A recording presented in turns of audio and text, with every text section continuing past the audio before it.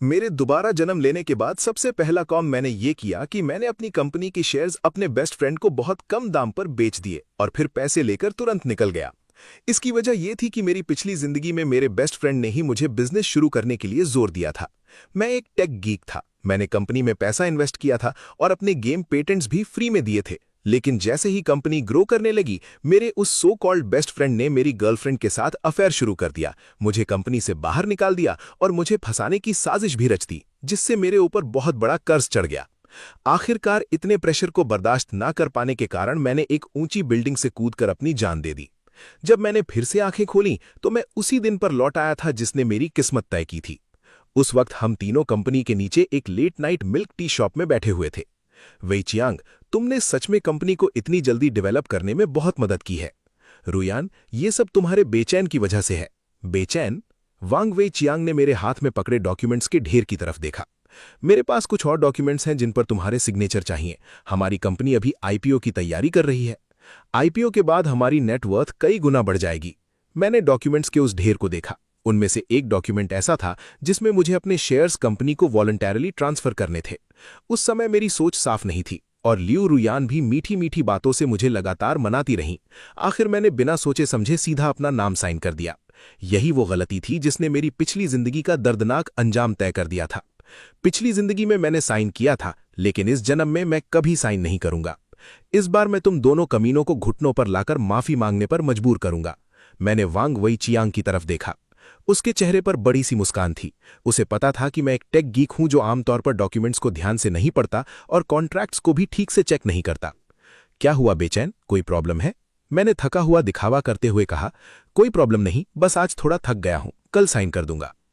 एक document sign करने में ज्यादा टाइम नहीं लगेगा। कंपनी जल्दी ही पब्लिक होने वाली है और कुछ काम पहले से करने पड़ेंगे, नहीं तो बाद में परेशानी होगी। इतनी जल्दी क्या है, मैं कल कर दूंगा। मेरा सर थोड़ा दर्द कर रहा है, मैं घर जाकर आराम करना चाहता हूं। यह कहकर मैं बाहर निकल गया। लियू रुयान तुरंत मेरे पीछे आई और पूछने लगी कि मुझे क्या हुआ है। उसने कंसर्न दिखाते हुए यह भी पूछा कि क्या मुझे हॉस्पिटल जाना चाहिए। कोई बात नहीं, घर जाकर आराम करूंगा तो ठीक हो जाऊंगा। आज मैं तुम लोगों के साथ क्लब नहीं जाऊंगा, वेई चियांग को साथ ले जाओ। पिछली जिंदगी में मैं इतना बेवकूफ था कि मुझे लगता था उन दोनों के बीच कुछ भी गलत नहीं है। मुझे क्या पता था कि वो दोनों कॉलेज के दिनों से ही साथ थे। अब मुझे उनसे कोई फर्क नहीं पड़ता। मैंने जानबूझकर उन्हें साथ वक्त बिताने का मौका दिया क्योंकि मुझे जल्दी घर जाकर अपनी बदले की प्लानिंग करनी थी। घर पहुंचने के बाद मैंने सबसे पहले वो इंपॉर्टेंट डेटा सेव किया जो मैंने सिस्टम अपग्रेड के लिए पहले से तैयार किया था। उसके बाद मैंने कंप्यूटर का ज्यादातर डेटा डिलीट कर दिया और सिर्फ वही डेटा छोड़ा जो मैं चाहता था कि वो लोग देखें। मैं आधी रात तक बिजी रहा। तभी बाहर से दरवाजा खुलने की आवाज आई। गेम कैसा था? मुझे देखते ही लियू रुयान की आंखों में एक पल के लिए घबराहट चमक उठी। ठीक था। बेचैन, तुम्हारी तबीयत खराब थी ना? अभी तक सोए क्यों नहीं? मैं नाइट आउल हूं, मुझे आदत है। वैसे ये फाइल वीचियांग ने तुम्हारे लिए भेजी है। उसने कहा है कि तुम जल्दी से इसे कंप्लीट कर दो। अगर तुम्हारे पास टाइम नहीं है या साइन नहीं करना चाहते तो हम एक ऑथराइजेशन लेटर बना सकते हैं और मैं तुम्हारी जगह साइन कर सकती हूं।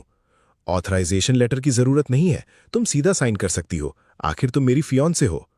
मेरी बात सुनते ही लियू रुयान ने तुरंत मना कर दिया। बिल्कुल नहीं, मैं तुम्हारी फियांसे जरूर हूं, लेकिन अभी हमारी शादी नहीं हुई है। ऐसी चीजें बहुत सीरियस होती हैं। ऐसा करते हैं, मैं अभी ऑथराइजेशन लेटर तैयार कर देती हूं, तुम बस अपना नाम साइन कर देना। कल कंपनी पहुंचकर मैं बाकी डॉक्यूमेंट्स भी जल्दी से साइन करवा दूंगी। आज बहुत देर हो गई है, कल कंपनी में बात करेंगे। अगले दिन जब मैं कंपनी पहुंचा तो वांग वीचियांग पहले से ही मेरे वर्क स्टेशन पर मेरा इंतजार कर रहा था। लगता था वो मेरे उन डॉक्यूमेंट्स पर साइन करने का बेसब्री से इंतजार कर रहा था। बस जैसे ही मैं उन डॉक्यूमेंट्स पर साइन कर दूंगा, कंपनी के शेयर्स का मुझसे कोई लेना देना नहीं रहेगा। मेरा कंपनी से कोई लेना देना नहीं रहेगा और ऊपर से कुछ लोन्स भी मेरे सर पर आ जाएंगे। बेचैन, तुम आ ही गए। टाइम किसी का इंतजार नहीं करता, तुम्हें जल्दी से इन डॉक्यूमेंट्स पर साइन कर देना चाहिए। डॉक्यूमेंट्स के ढेर को देखते हुए मैंने कहा, वीजियांग, मैंने डिसाइड किया है कि मैं कंपनी से अपने शेयर्स विड्रॉ करना चाहता हूं। ये शेयर ट्रांसफर एग्रीमेंट मैंने खुद प्रिपेयर किया है। जैसे ही मैंने ये बात कही, दोनों की आंखें फट गईं। उन्हें यकीन ही नहीं हुआ। बेचैन, तुम मजाक तो नहीं कर रहे? इस वक्त शेयर्स विड्रॉ करना चाहते हो? तुम्हें पता भी है हमारी कंपनी अभी आईपीओ की तैयारी कर रही है। तुम हमारे आईपीओ प्लान्स बर्बाद कर दोगे। वांग वीचियांग तुरंत गुस्से और घबराहट में आ गया। लियू रुयान भी तुरंत उसका साथ देने लगी। तुमने पहले मुझसे डिस्कस क्यों नहीं किया? बेचैन, मैं इस बात से बिल्कुल सहमत नहीं हूं। दोनों साफ तौर पर परेशान थे। उन्हें डर था कि अगर मैंने शेयर्स वापस ले लिए और ज्यादा पैसों की डिमांड कर दी तो उनका आईपीओ प्लान खराब हो जाएगा। बेचन, तुम इतने जिद्दी नहीं बन सकते। हम कंपनी चला रहे हैं, बच्चों का खेल नहीं खेल रहे। लियू रुयान ने यह कहकर वांग वेचियांग की तरफ इशारा किया। बिल्कुल सही बेचन, रुयान ठीक कह रही है। तुम और रुयान जल्दी ही शादी करने वाले हो। अभी शेयर्स विड्रॉ करना समझदारी नहीं है। जब कंपनी पब्लिक हो जाएगी तो डिविडेंड्स की बारिश होगी। तुम और रुयान आराम की जिंदगी जी सकोगे, क्या तुम्हें नहीं लगता? दोनों लगातार मुझे मनाने की कोशिश करते रहे, लेकिन इस बार मैं बिल्कुल भी नहीं पिघला। अगर तुम शेयर्स विड्रॉ करना ही चाहते हो तो पहले इन डॉक्यूमेंट्स पर साइन कर दो, ठीक है? हाँ बेचन, ये डॉक्यूमेंट्स बहुत अर्जेंट है। पहले साइन कर दो, फिर शेयर्स विड्रॉ करने की बात करेंगे। उनकी बेचैनी देखकर मुझे और भी यकीन हो गया। चाहे मैं अभी उनसे रिश्ता तोड़ दूं, फिर भी उन्हें काफी पैसा मिल जाएगा और वो ऐश की जिंदगी जिएंगे। इतनी आसानी से उन दोनों को छोड़ देना बहुत सस्ता सौदा होता। मैंने गहरी सांस लेकर कहा, मैंने इस बारे में काफी पहले सोच लिया था। मैं रिसेंटली हॉस्पिटल गया था चेकअप के लिए। डॉक्टर ने कहा कि मेरा शरीर हद से ज्यादा थक चुका है और मुझे अच्छी तरह आराम करना चाहिए, वरना पैसा कमाने की जिंदगी तो होगी लेकिन उससे खर्च करने की जिंदगी नहीं बचेगी। तुम्हें शेयर्स विड्रॉ करने की जरूरत नहीं है, बस डॉक्यूमेंट साइन कर दो और घर जाकर आराम करो। मैं तुम्हें लंबी छुट्टी दे दूंगा। बिल्कुल बेचैन, रुयान ने तुरंत कहा। हमारे फ्यूचर की खुशी के लिए तुम इतने जिद्दी नहीं बन सकते। डॉक्यूमेंट साइन करो और घर जाकर रेस्ट करो। दोनों अब भी नाटक कर रहे थे। मैंने मुस्कुराते हुए कहा, वेचियांग, पहले वो डॉक्यूमेंट्स देख लो जो मैंने तुम्हें दिए हैं। वांग वेचियांग ने डॉक्यूमेंट्स उठाए और पढ़ने लगा। उसके चेहरे की घबराहट धीरे धीरे गायब हो गई और उसकी जगह हैरानी ने ले ली। बेचैन, क्या तुम पक्का कह रहे हो? इन शेयर्स के बदले तुम सिर्फ 100 मिलियन चाहते हो और बाकी सारे शेयर्स रुयान को ट्रांसफर करना चाहते हो? हाँ, सब शेयर्स रुयान को ट्रांसफर कर दो। आज के बाद कंपनी में मेरी जगह वही लेगी। ये सुनते ही रुयान के चेहरे पर खुशी और हैरानी साफ दिखने लगी। सच में बेचन, मैं तो बहुत इमोशनल हो गई हूं। कोई बात नहीं, मैंने शांत स्वर में कहा। वैसे भी हमारी शादी होने वाली है। तुम्हें देना और खुद को देना एक ही बात है। मैं बस कुछ वक्त आराम करना चाहता हूं। ये सुनते ही वांग वेचियांग और लियू रुयान दोनों के चेहरों पर खुशी छा गई। शायद उन्होंने कभी सोचा भी नहीं था कि मैं खुद ही अपने शेयर्स उनके हवाले कर दूंगा। अगर तुमने सच में फैसला कर लिया है तो मुझे लगता है ये अग्रीमेंट ठीक है। मैं साइन कर देता हूं, लेकिन पैसा जल्दी मेरे अकाउंट में ट्रांसफर होना चाहिए। ये पैसा मेरी और रुयान की शादी की तैयारियों के लिए है। बिल्कुल, वांग वेचियांग बोला। मैं फाइनेंस डिपार्टमेंट को अभी ट्रांसफर करने के लिए बोलता हूं, लेकिन पैसा तुम्हारे अकाउंट में भेजना है या रुयान के अकाउंट में? ये सुनते ही लियू रुयान ने मेरी तरफ देखा। उसकी आंखों में बेचैनी और उम्मीद दोनों साफ नजर आ रहे थे। मैंने मन ही मन वांग वेचियांग को गाली दी। साला, अभी भी मेरे 100 मिलियन पर नजर है। पैसे पहले मेरे अकाउंट में ट्रांसफर करो। मुझे रुयान के लिए एक सरप्राइज प्रिपेयर करना है। पैसे के बिना काम नहीं चलेगा। जब पैसा मेरे अकाउंट में आ गया, मैंने अग्रीमेंट पर अपना नाम साइन कर दिया। दोनों ने मेरी सिग्नेचर देखकर राहत की सांस ली। अच्छा, तुम दोनों काम करो, मैं चलता हूं। रुयान, अगर किसी चीज की जरूरत हो तो मुझे कॉल कर लेना। शायद इस वक्त उन दोनों को लग रहा था कि मैं दुनिया का सबसे बड़ा बेवकूफ हूं, लेकिन वो एक बात नहीं समझते थे। किसी इंसान को बर्बाद करना हो तो पहले उसे पागल कर दो। ये मेरी बदले की प्लानिंग का सिर्फ पहला कदम था। अगला कदम यह था कि मैं उन दोनों को जमीन पर घुटनों के बल गिराकर रुलाऊंगा और माफी मांगने पर मजबूर करूंगा। मैं सीधा घर गया और अपना सामान पैक करने लगा। ग्रेजुएशन के बाद से कंपनी ज्वाइन करने तक मैंने अपना सारा वक्त गेम्स बनाने में लगा दिया था। मैंने कभी ढंग से आराम नहीं किया था। घूमने फिरने की तो बात ही छोड़ो। अब जब मैंने कंपनी छोड़ दी थी तो मैंने सोचा कि कहीं घूमकर थोड़ा रिलैक्स किया जाए। पैकिंग के बाद मैंने लियू रुयान को मैसेज किया कि मैं वेकेशन पर जा रहा हूं, लेकिन उसने कोई रिप्लाई नहीं दिया। मैंने सानिया की फ्लाइट बुक की, वहां एक होटल रिजर्व किया और पहुंच गया। होटल के रूम में मैंने अपना फोन और कंप्यूटर साइलेंट मोड पर रखा और बेड पर लेटकर बाहर से आती समुद्री हवा का मजा लेने लगा। शाम तक भी लियू रुयान का कोई जवाब नहीं आया। मैंने मन ही मन सोचा कि वो और वांग वेचियांग शायद ये समझ रहे होंगे कि मैंने सब कुछ उनके हवाले कर दिया है और अब दोनों खुशी मना रहे होंगे। शायद मुझे बेवकूफ कहकर हंस भी रहे होंगे कि मैंने अरबों की एसेट्स छोड़कर सिर्फ 100 मिलियन लिए। तभी मुझे ज़ेंग मिंगहाओ का मैसेज आया। उसने लगभग डांटते हुए लिखा था कि उसे पता चल गया है कि मैंने कंपनी से अपने शेयर्स निकाल लिए हैं, और पूछा कि क्या मैं पागल हो गया हूं। कंपनी आईपीओ के बिल्कुल करीब थी, ऐसा वक्त जब मैं बहुत बड़ा पैसा कमा सकता था, लेकिन मैंने सब कुछ छोड़ दिया और फायदा दूसरों को दे दिया। जब मैंने जवाब नहीं दिया तो उसने एक और मैसेज भेज दिया। उसने मुझे कई बार कॉल भी की, लेकिन मैंने कोई कॉल रिसीव नहीं की। ज़ेंग मिंगहाओ मेरे गेम का बहुत बड़ा फैन था और हमारी दोस्ती भी इसी वजह से हुई थी। उसका परिवार काफी अमीर था।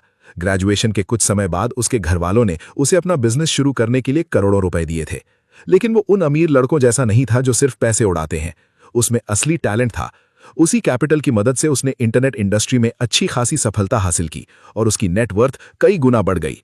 वो पहले भी मुझे बार बार कंपनी बदलने के लिए कहता था। वो कहता, वॉन्ग वी कियांग अच्छा आदमी नहीं है, उसने मुझे बहुत कम शेयर्स दिए हैं, तुम मेरे साथ गेम कंपनी शुरू करो, मैं तुम्हें 90% शेयर्स दूंगा और खुद सिर्फ छोटा सा हिस्सा रखूंगा। उसका कहना था कि वो गेम्स पैसा कमाने के लिए नहीं बल्कि पैशन के लिए बनाता है। उसका सपना था एक ऐसा गेम बनाना जो सच में कमाल का हो।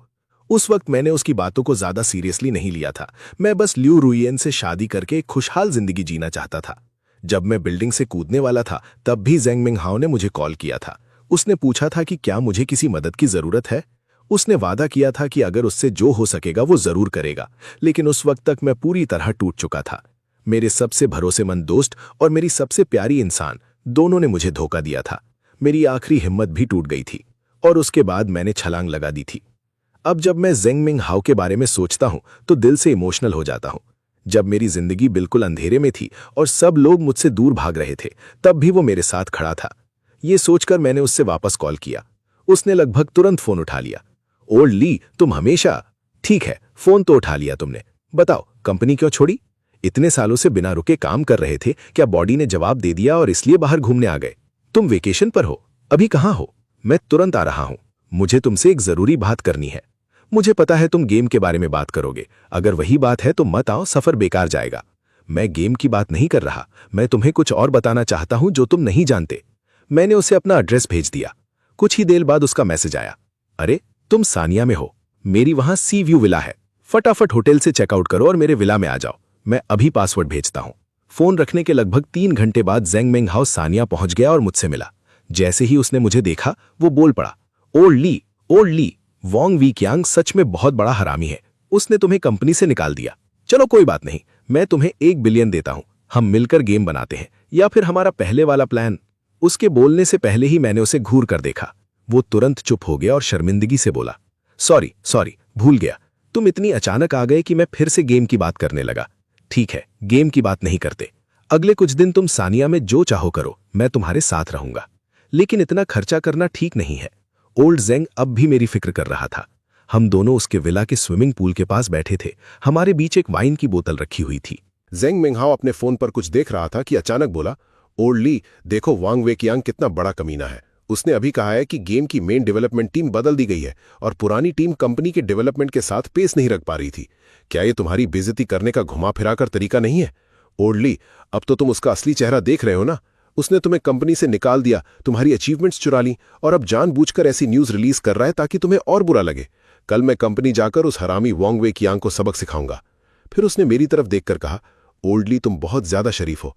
मैंने बस अपने ग्लास से एक सिप लिया और चुपचाप उसे टेबल पर रख दिया। रात काफी हो चुकी थी, मुझे आराम करना चाहिए था। उस रात मुझे बहुत गहरी नींद आई। पता नहीं कितनी देर सोया था कि अचानक दरवाजे पर जोर जोर से नॉक होने लगा। बाहर से ज़ेंग मिंगहाओ की आवाज आई, ओल्ड ली, जल्दी दरवाजा खोलो, कुछ हो गया है। मैं तुरंत उठकर दरवाजा खोलने गया। ज़ेंग मिंगहाओ के हाथ में एक टैबलेट था। उसने टैबलेट मेरी तरफ बढ़ाया। प्रेस कॉन्फ्रेंस शुरू हो गई है, देखो लाइव ब्रॉडकास्ट चल रहा है। स्क्रीन पर एक रिपोर्टर वॉन्ग वे कियांग से सवाल पूछ रहा था, मिस्टर वॉन्ग, आज कंपनी की गेम अपडेट और नए हीरो के लॉन्च से पहले वाली प्रेस कॉन्फ्रेंस है, आप प्लेयर्स को क्या कहना चाहेंगे? वॉन्ग वे कियांग मुस्कुराया, ये गेम अपडेट प्लेयर्स को एक बिल्कुल नया एक्सपीरियंस देगा। इसके अंदर बहुत सारे सरप्राइजेस भी छुपे हुए हैं। मुझे यकीन है कि कोई भी प्लेयर डिसअपॉइंटेड नहीं होगा। बाकी डिटेल्स हमारे नए गेम प्लानिंग डायरेक्टर थोड़ी देर में एक्सप्लेन करेंगे। फिर दूसरे रिपोर्टर ने पूछा, मिस्टर वॉन्ग, मैंने सुना है कि गेम के प्रीवियस क्रिएटर कंपनी छोड़कर चले गए हैं, क्या इसके पीछे कोई खास वजह है? वॉन्ग वे कियांग और लियू रुयान ने एक दूसरे की तरफ देखा। फिर वॉन्ग वे कियांग ने हल्की सी मुस्कान के साथ कहा, इसका जवाब हमारी सीईओ लियू रुयान देंगी। लियू रुयान ने माइक संभाला, इसमें कोई खास बात नहीं है। हमारी कंपनी आईपीओ की तैयारी कर रही है। पुराने गेम के डिजाइन कॉन्सेप्ट्स काफी आउटडेटेड हो गए थे और कंपनी के डेवलपमेंट के साथ मैच नहीं कर पा रहे थे, इसलिए हमें गेम के लीड डिजाइनर को रिप्लेस करना पड़ा। जैसे ही उसने ये कहा, हॉल में हंगामा मच गया। मेरे पास खड़ा ज़ेंग मिंगहाओ मुझे घूरने लगा। ओल्ड ली, क्या तुम्हारा और तुम्हारी गर्लफ्रेंड का झगड़ा हुआ था? मुझे समझ आ गया कि वो क्या कहना चाहता था। अगर मेरे और लियू रुयान के बीच सब ठीक होता तो वो कभी पब्लिक में मेरे बारे में ऐसी बात नहीं करती। मैंने शांत स्वर में कहा, मैं कंपनी छोड़ चुका हूं, पब्लिक को कोई वजह तो देनी ही थी, बस उन्होंने ये वजह चुन ली। ज़ेंग मिंगहाओ ने तुरंत कहा, यह पक्का वॉन्ग वे कियांग का आइडिया है, वरना तुम्हारी गर्लफ्रेंड कभी ऐसा नहीं करती। उसकी बात सुनकर मेरे दिल में ठंडी सी चुभन हुई। ज़ेंग मिंगहाओ को सच्चाई नहीं पता थी और मैंने भी उसे कुछ नहीं बताया। मैं बस देखना चाहता था कि ये दोनों कितनी देर तक इतना घमंड दिखाते रहेंगे। तभी रिपोर्टर ने फिर सवाल दागा, तो क्या इसका मतलब ये है कि पिछले लीड क्रिएटर को कंपनी से निकाल दिया गया था? लियू रुयान और वांग वेकियांग ने एक दूसरे की तरफ देखा।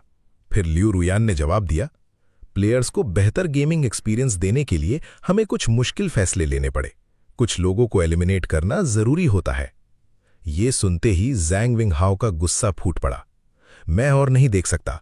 तुमने कंपनी खुद छोड़ी थी और ये लोग दुनिया को बता रहे हैं कि तुम्हें निकाल दिया गया।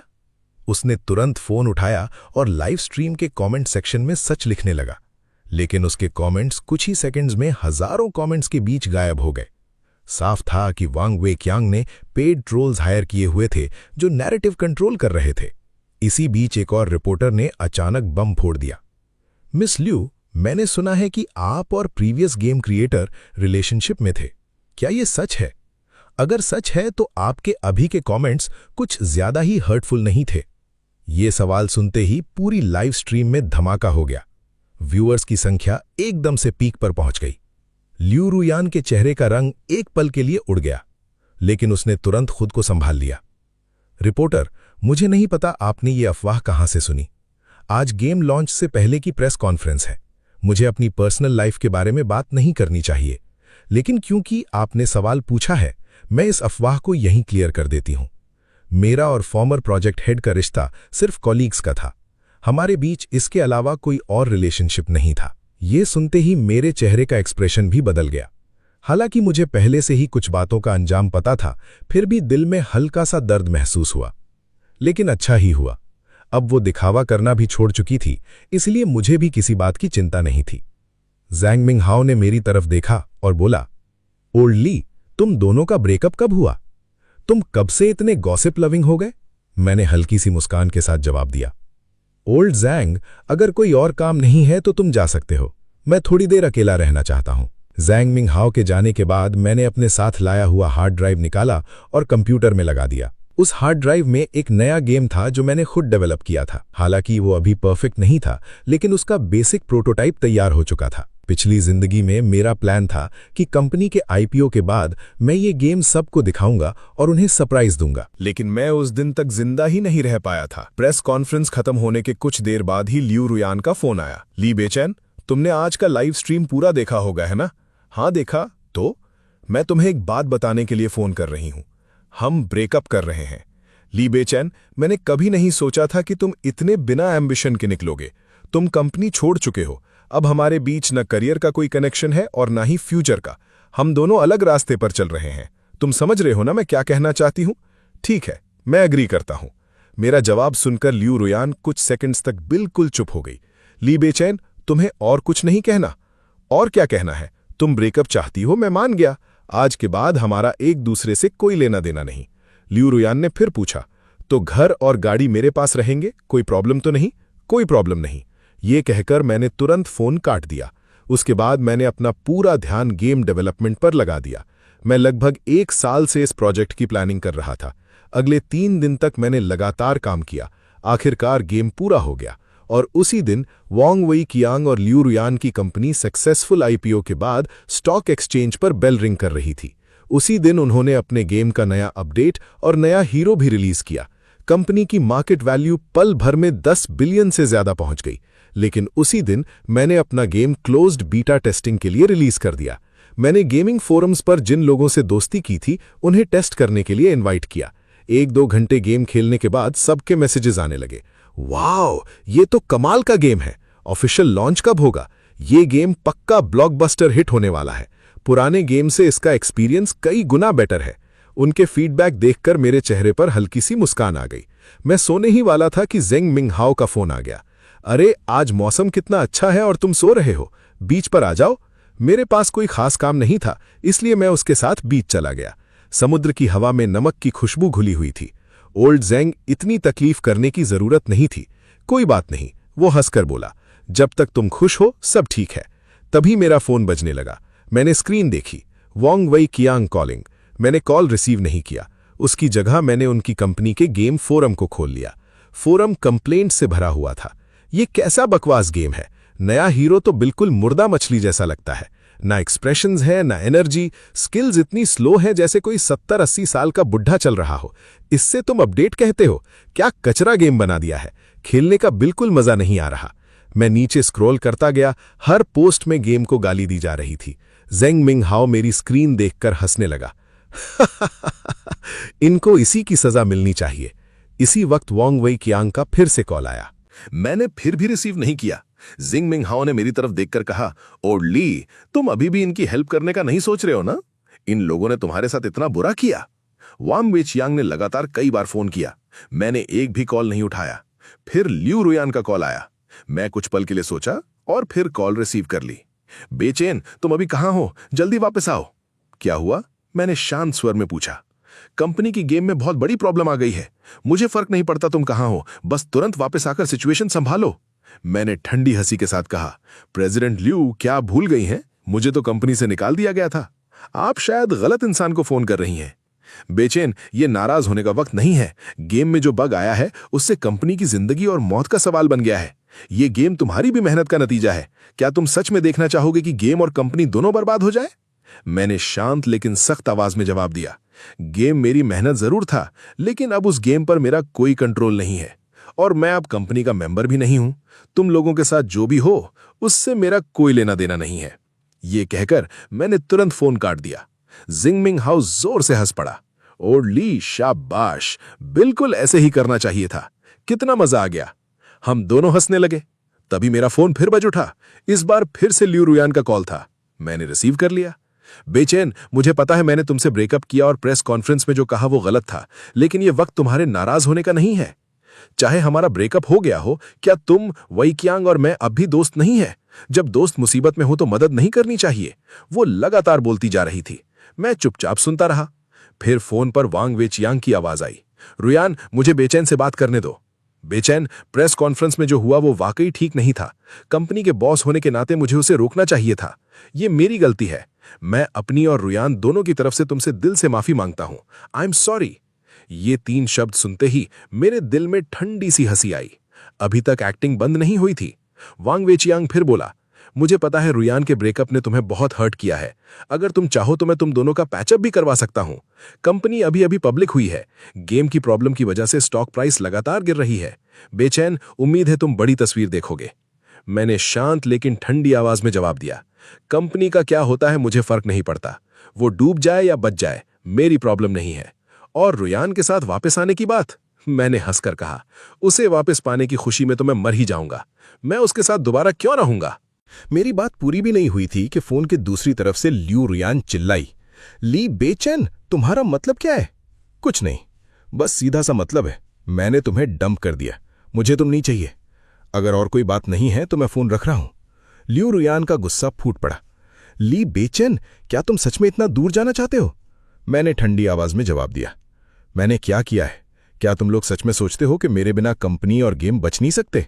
अगर तुम्हारा नया लीड डेवलपर इतना ही टैलेंटेड है तो उससे बोलो गेम ठीक करे। ये कहकर मैंने बिना झिझक फोन काट दिया। दिल को अजीब सी तसल्ली मिली। थोड़ी देर बाद मैंने उनकी कंपनी का स्टॉक प्राइस चेक किया। वो लगातार नीचे गिर रहा था। जेंग मिंग हाओ ने हंसी के साथ कहा, मैं मीडिया में अपने कुछ दोस्तों को बोलता हूं, इस कहानी को थोड़ा और हाईलाइट करते हैं। मैंने उसे नहीं रोका। आखिर ये भी मेरी रिवेंज प्लान का एक हिस्सा था। उधर वांग वेई कियांग की कंपनी को प्लेयर्स बुरी तरह ट्रोल कर रहे थे। मजबूरन उन्हें गेम सर्वर्स टेम्पररी बंद करने पड़े। पब्लिक स्टेटमेंट पे उन्होंने कहा कि गेम को इमरजेंसी मेंटेनेंस के लिए ऑफलाइन किया गया है। इसी दौरान मैंने कमेंट सेक्शन में एक नया कमेंट देखा, क्या तुम लोगों ने नया गेम बाउंडलेस ट्राई किया है? अभी क्लोज्ड बेटा में है और कमाल का है। गेम प्ले एक्सपीरियंस तो इस गेम से कई गुना बेटर है। किसी और ने रिप्लाई किया, सिर्फ कई गुना नहीं, 100 गुना बेटर कहना ज्यादा सही होगा। कैरेक्टर्स की डिटेल्स लाजवाब हैं, एनिमेशंस इतनी स्मूथ है कि देखते ही मजा आ जाता है। ये सच में टॉप टियर गेम है। मुझे लगता है लॉन्च होते ही चार्ट्स में टॉप पर पहुंच जाएगा। मैं कुछ सेकंड्स तक स्क्रीन को देखता रहा, क्योंकि जिस गेम की सब तारीफ कर रहे थे वो मेरा ही गेम था, बाउंडलेस। वो गेम जिसे बनाने में मैंने अपनी पूरी जान लगा दी थी। जब मैंने गेम का बैकएंड खोला तो एक नया इंटरनल ईमेल नजर आया। सेंडर वांग वेई कियांग। ईमेल में लिखा था, हेलो, मैं वांग वेई कियांग हूं, दा कियांग गेम्स का फाउंडर। हमें आपके गेम में बहुत दिलचस्पी है। क्या हम इसके बारे में बात कर सकते हैं?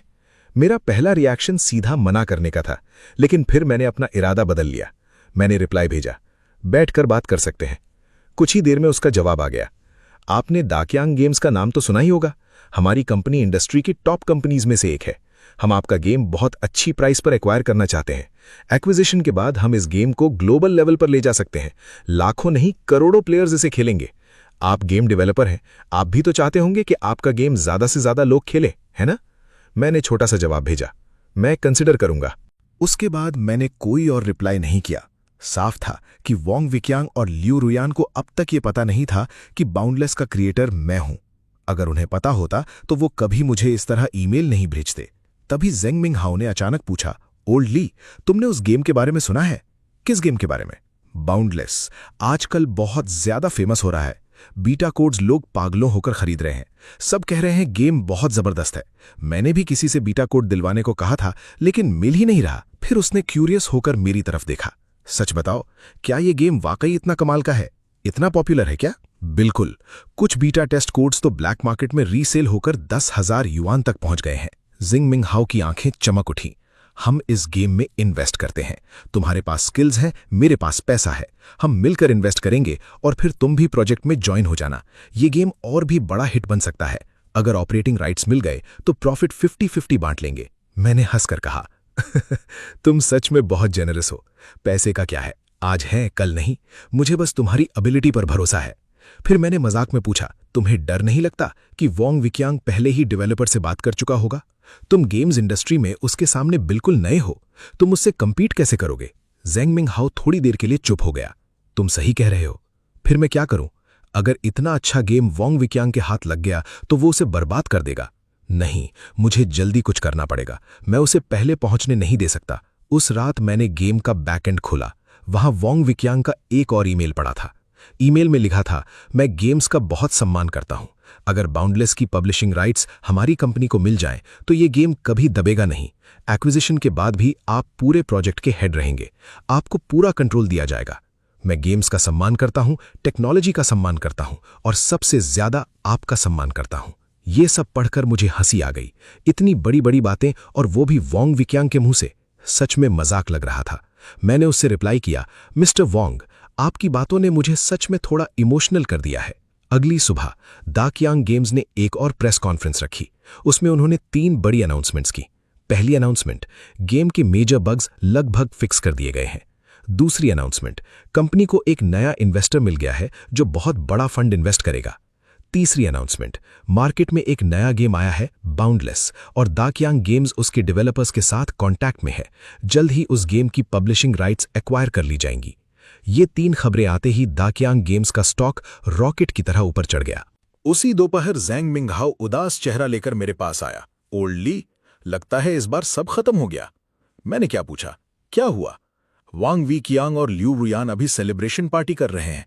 उन्हें 1 बिलियन युआन का इन्वेस्टमेंट मिल गया है, लेकिन इन्वेस्टमेंट के साथ परफॉर्मेंस अग्रीमेंट भी है।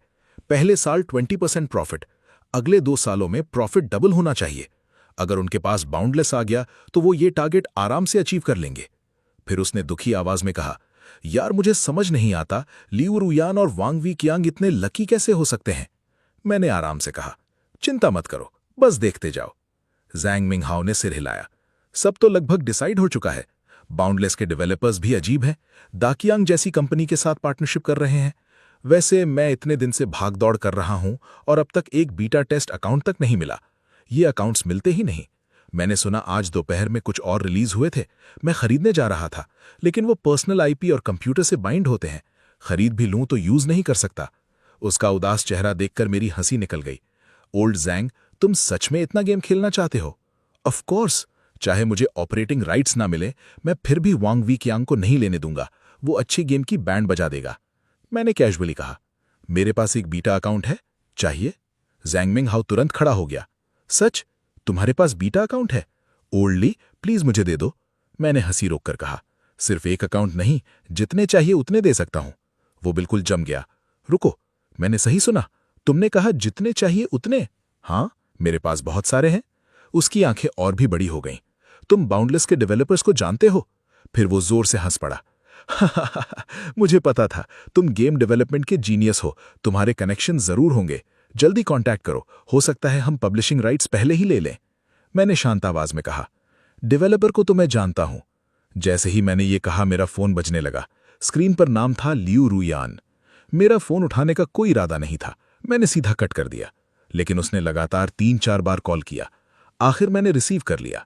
फोन उठाते ही उसकी आवाज आई, ली बेचैन, तुमने आज की न्यूज देख ली होगी ना? मैं तुम्हें बता देना चाहती हूं, खुद को इतना इंपॉर्टेंट मत समझो। दाकियांग गेम्स तुम्हारे बिना और भी अच्छा परफॉर्म कर रही है और बहुत जल्द हम बाउंडलेस को एक्वायर करने वाले हैं और उसके बाद सब कुछ और भी बेहतर होता जाएगा। बहुत गुस्सा आ रहा है ना? कॉन्ग्रेचुलेशंस, तुम्हें मुझे कॉन्ग्रेचुलेट करना चाहिए। लियू रुयान की आवाज फोन पर लड़खड़ा रही थी। साफ था कि वो नशे में थी। फिर वो हंसने लगी। मैं तुम्हें एक सीक्रेट बताती हूं, मैं और वीकियांग साथ हैं। ओह वेट, हम तो बहुत पहले से साथ हैं, एक्चुअली कॉलेज से ही रिलेशनशिप में हैं। मैं चुपचाप सुनता रहा। मुझे अंदाजा नहीं था कि नशे में वो और क्या क्या बोलने वाली है, इसलिए मैंने बिना आवाज किए रिकॉर्ड बटन दबा दिया। लियू यान बोलती रही, उस वक्त मैं और वेचियांग साथ थे। फिर वेचियांग को तुम्हारा गेम पसंद आ गया, उसने मुझे तुमसे रिलेशनशिप में आने को कहा। इतने सालों तक हम तुम्हारे पीछे पता नहीं कितनी चीजें करते रहे। ली बेचैन, अब तो तुम्हें बहुत गुस्सा आ रहा होगा, है ना? शायद गुस्से से मर ही रहे होगे। मैं फिर भी चुप रहा। वो और ज्यादा एक्साइटेड हो गई। तुम गुस्से में उछल रहे होगे, लेकिन तुम कुछ कर भी नहीं सकते, तुम सिर्फ गुस्सा हो सकते हो। ओ हाँ, हमारी बहुत सारी इंटीमेट फोटोज भी हैं, मैं तुम्हें भेजती हूं, देखते हैं तुम कितना जलते हो। उसकी बात सुनकर मुझे भी हैरानी हुई। मैंने कभी नहीं सोचा था कि नशे में वो इतनी बेवकूफ़ी करेगी। उसने जो फोटोज भेजी मैंने बिना कुछ कहे एक एक करके सेव कर ली। फिर वो हंसकर बोली, ली बेचैन, अब समझ आया तुम कितने रिडिकुलस हो, तुम सिर्फ एक क्लाउन हो। मैंने शांत आवाज में पूछा, हो गया? हाँ हो गया, कितना मजा आया। ली बेचैन, याद रखना, आज के बाद मैं और वेचियांग हाई सोसाइटी का हिस्सा होंगे और तुम हमेशा अंधेरे में ही पड़े रहोगे। मैंने तुम्हें कभी पसंद नहीं किया, कभी भी नहीं। इतना कहकर मैंने फोन काट दिया। बालकनी से वापस रूम में आया। अंदर जेंग मिंगहाओ मेरा इंतजार कर रहा था। उसके चेहरे पर एक्साइटमेंट साफ नजर आ रही थी। लगता था उसके पास बोलने के लिए बहुत कुछ था।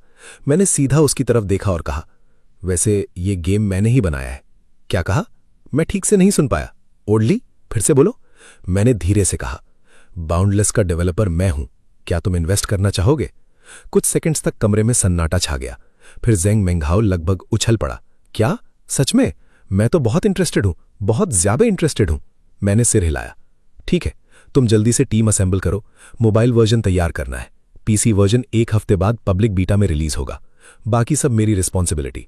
जेंग मिंगहाओ बिना सोचे बोला, कोई प्रॉब्लम नहीं है। कितने पैसे चाहिए? मैं अभी ट्रांसफर कर देता हूं।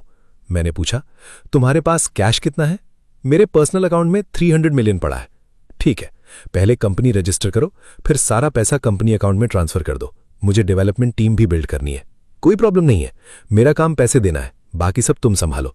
तुम जो बोलोगे मैं वही करूंगा। उसका एक्साइटमेंट कम ही नहीं हो रहा था। मैं उसे इग्नोर करके सीधा रूम में चला गया और गेम ऑप्टिमाइज करने लगा। पूरी रात काम करता रहा और साथ ही अपनी दूसरी रिवेंज प्लान की तैयारी भी शुरू कर दी। इस बार मैं वांग वीचियांग और लियू रुयान को असली दर्द महसूस करवाने वाला था। वो किस चीज पर डिपेंड कर रहे थे? प्लेयर्स पर, और मैं उनके सारे प्लेयर्स छीन लेने वाला था। मैंने गेम के अंदर ऑफिशियल अनाउंसमेंट डाल दी, बाउंडलेस 1 हफ्ते बाद ऑफिशियली लॉन्च होगा। अनाउंसमेंट देखते ही वांग वीचियांग का मैसेज आ गया। उसने लिखा, दाकियांग गेम्स पूरी तरह रेडी है, हम कभी भी बाउंडलेस के साथ कोऑपरेशन लॉन्च कर सकते हैं। मैंने मैसेज पढ़कर अंदर ही अंदर ठंडी हंसी हंसी और रिप्लाई तक नहीं किया। मुझे उससे कुछ कहने की जरूरत नहीं थी। हालांकि मैंने कभी भी उसकी एक्विजिशन रिक्वेस्ट एक्सेप्ट नहीं की थी, लेकिन वांग वीचियांग बेशरम था। प्रमोशन के दौरान वो लगातार बाउंडलेस का नाम अपनी कंपनी के साथ जोड़ रहा था। ऐसे दिखाया जा रहा था जैसे बाउंडलेस उनकी कंपनी का प्रोजेक्ट हो। लेकिन मैंने उसे एक्सपोज नहीं किया, क्योंकि जितनी ज्यादा हाइप वो क्रिएट करेंगे उतनी ही बुरी तरह गिरेंगे। मैंने पहले ही सब प्लान कर रखा था। समय बहुत तेजी से बीत गया। जेंग मिंगहाओ भी काफी एफिशिएंट निकला। उसने घर से और 500 मिलियन युआन अरेंज कर लिए। फंड्स की कोई कमी नहीं थी। ऑफिस सानिया में रेंट पर ले लिया गया। कंपनी भी रजिस्टर हो गई। उसने गर्व से कहा, अब हम किसी के साथ भी कोऑपरेशन कर सकते हैं। मैंने हंसकर कहा, तुम बहुत फास्ट काम करते हो। ऑफ कोर्स, मैंने पिछले कुछ दिन सिर्फ बाउंडलेस ही खेला है। एक्सपीरियंस अनबिलीवेबल है। लॉन्च होते ही ये गेम ब्लास्ट कर देगा। इसी वक्त टीवी पर वांग वीचियांग का एक इंटरव्यू चल रहा था। रिपोर्टर पूछ रहा था, मैंने सुना है कि आप लोगों का बाउंडलेस के डेवलपर्स के साथ डीप कोऑपरेशन एग्रीमेंट हो गया है, क्या ये सच है? वांग वी चियांग पूरे कॉन्फिडेंस के साथ मुस्कुराया। हाँ, हमारी बाउंडलेस के डेवलपर्स के साथ बहुत प्रोडक्टिव डिस्कशंस हुई हैं। उनका हमारी कंपनी के बारे में बहुत पॉजिटिव ओपिनियन है। टीवी देखते ही जेंग मिंग हाओ का गुस्सा फूट पड़ा। ये तो हद है, अग्रीमेंट साइन भी नहीं हुआ और ये पब्लिक में क्लेम कर रहा है कि पार्टनरशिप पक्की हो गई है। कितना शेमलेस आदमी है। ओल्ड ली, दुनिया में इतना बेशरम इंसान कैसे हो सकता है? यार, दुनिया में इतना बेशरम आदमी भी होता है क्या, जो मन में आए बोल देता है? मैंने कंधे उचकाकर कहा, छोड़ो उसे। ओल्ड जेंग, प्रेस कॉन्फ्रेंस की तैयारी करो, हम ओपन बीटा शेड्यूल से पहले लॉन्च करेंगे। जेंग मिंग हाओ हैरान हो गया। ओल्ड ली, इतनी जल्दी? क्या ये थोड़ा ज्यादा सडन नहीं है? मैंने हल्की सी मुस्कान के साथ जवाब दिया, मुझे बस उसका घमंडी चेहरा और नहीं देखना। ठीक है, मैं सब अरेंज कर देता हूं, लोगों की टेंशन मत लो, मेरे पास बहुत रिसोर्सेज हैं, आधा दिन दो, सब रेडी हो जाएगा। फिर उसने पूछा, वैसे तुम भी स्टेज पर आओगे? ऑफ कोर्स, मुझे देखना है वांग वी चियांग और लियू रुयान के चेहरे कैसे लगते हैं। उस दिन दोपहर 3 बजे प्रेस कॉन्फ्रेंस टाइम पर शुरू हुई। पूरे 1 घंटे की कॉन्फ्रेंस में सिर्फ गेम की बात हुई, ना कोई ड्रामा, ना कोई फालतू मार्केटिंग, सिर्फ कंटेंट। ओपन बीटा लॉन्च के वक्त गेम के पास लगभग 3-4 मिलियन प्री रजिस्ट्रेशंस थे, लेकिन उसी शाम से प्लेयर्स की बाढ़ आ गई। हर घंटे नए लोग जुड़ते गए। सिर्फ 1 हफ्ते के अंदर प्लेयर्स की संख्या 10 मिलियन के पार पहुंच गई।